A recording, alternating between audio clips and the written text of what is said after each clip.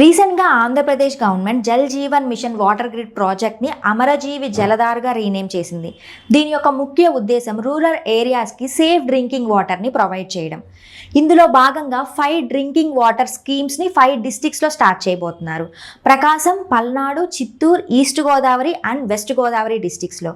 ప్రకాశం డిస్ట్రిక్ట్కి సంబంధించిన drinking water ప్రాజెక్ట్ని ఆల్రెడీ మార్కాపురంలో ఇనాగరేట్ చేశారు. సో దీని యొక్క ప్రాజెక్ట్ యొక్క టోటల్ అవుట్లే చూసుకున్నట్లయితే 7,910 crores. సో ఈ ప్రాజెక్ట్కి అమరజీవి జలధారగా రీనేమ్ చేయడానికి రీజన్స్ ఏంటంటే అమరజీవి శ్రీ పొట్టి శ్రీరాములు గారి త్యాగానికి గుర్తుగా రీనేమ్ చేశారు.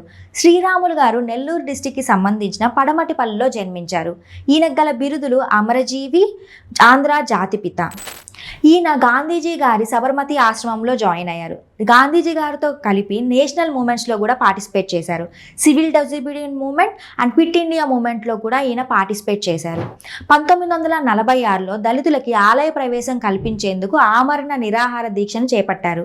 ఇందుకు ఫలితంగా నెల్లూరులోని మూలాపేటలోని శ్రీ వేణుగోపాల స్వామి టెంపుల్లో దళితులకి ఆలయ ప్రవేశం లభించింది. అలానే మద్రాస్ గవర్నమెంట్ని కంపెల్ చేసి వారానికి ఒకరోజు దళితుల్ని అప్లిఫ్ట్ చేసేలాగా మెజర్స్ని తీసుకొచ్చేలాగా చూసుకున్నారు. అండ్ మద్రాస్ ప్రెసిడెన్సీ కింద మన తెలుగువారు పడే బాధల్ని గమనించి ప్రత్యేక ఆంధ్ర రాష్ట్రాన్ని ఫామ్ చేసేందుకు ఆమరణ నిరాహార దీక్షకు పూనుకున్నారు.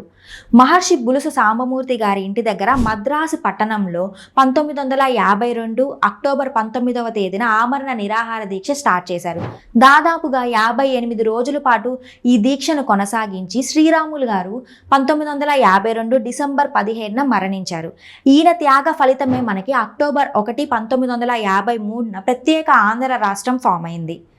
అయితే ఇందుకు గాను Andhra Pradesh government 2008 June 4న Nellore డిస్టిక్కి Shri Potti Sriramulu Nellore district అని నామకరణం చేశారు.